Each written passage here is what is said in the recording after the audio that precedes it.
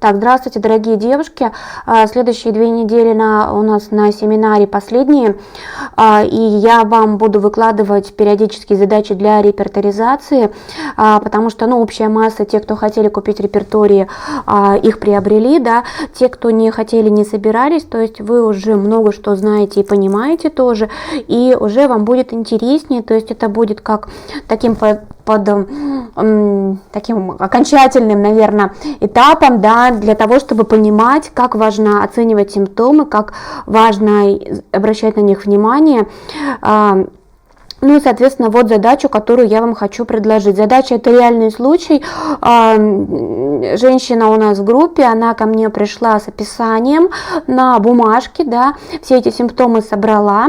Вот, Галина, вы большая молодец. И, значит, мы с ней быстро посмотрели и подобрали в отсутствии девушки, девушку, дочку, я, так это скажем, я ее знаю, да, она у меня тоже была, она для меня не какой-то там виртуальный объект, то есть я ее неоднократно видела, но, в общем, девушка сама так занята работой, что ей некогда было обращаться, и она не хотела приходить, а мама вместо нее собрала симптомы по методике Ламсе и все мне озвучила.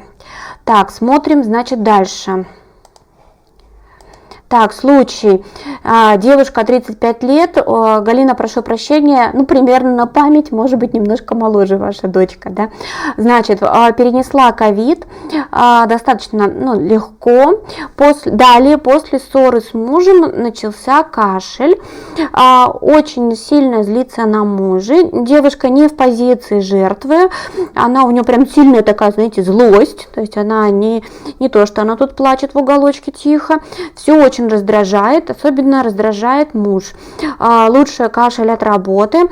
Девушка работает логистом, насколько я помню, или в логистической компании, то есть большая такая интеллектуальная работа, там простраивает что-то, куда маршруты, что-то такое, да, и даже на прием приходит всегда с ноутбуком ко мне и с какими-то вот такими огромными невероятными папками, с какими-то проектами. Я однажды спросила, говорю, у вас там что? Она говорит, проекты.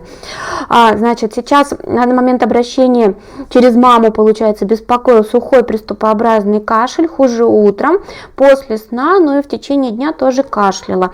Кашель сухой приступообразный, да, как до 4-12 кашлевых толчков.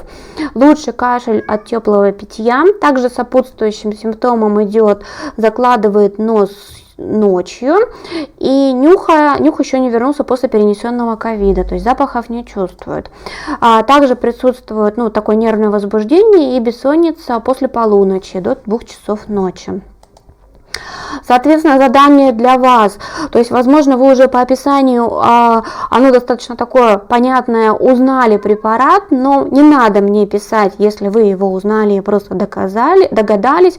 Мне важно, чтобы вы потренировались именно в выборе симптомов, поэтому важно, какие симптомы вы возьмете в репертуаризацию, исходя из задачи, какой препарат назначите. То есть под этим видео напишите, пожалуйста, все-таки, да, вот симптомчики перечислите, и какой препарат выберете, в какой потенции тоже можно. Слушайте, кот у меня, как только я начинаю записывать какие-нибудь видео, начинает орать. Значит, я назначила препарат, не скажу вам какой, вы его догадаетесь сами, но после однократного приема этого препарата была положительная динамика, кашля не было, но позже возник повтор кашля после того, как случилось еще очередной, скажем, ссора с мужем, да, то есть кашель вернулся, после этого препарат был повтор препарата, после чего кашель окончательно исчез. Значит, на следующем слайде я вам для ленивых сделала небольшие подсказки, некоторые симптомы нашла, но это не значит, что вы сразу должны сюда брать и тут, в общем, на этим страницам сверять. Постарайтесь, пожалуйста, найти сами и уже эту последнюю страничку обратитесь к ней, если только вы будете совсем ничего не понимать.